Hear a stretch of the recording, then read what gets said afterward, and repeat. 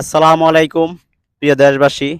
তো আমরা যারা ফেসবুক প্ল্যাটফর্মে কাজ করি, আমরা সবাই জানি কিশোরগঞ্জে সাঈদ ভাই খুবই অসুস্থ। তিনি ক্যান্সার রোগে আক্রান্ত।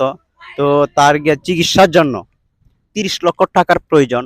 তো আমাদের বাংলাদেশে যারা বড় বড় কন্টেন্ট ক্রিয়েটররা আছে, তারা সবাই কিন্তু সহ সহযোগিতার হাত বাড়িয়ে দিয়েছে এবং কালেকশন করছে, যেভাবে পারে তারা টাকা ম্যানেজ করতেছে।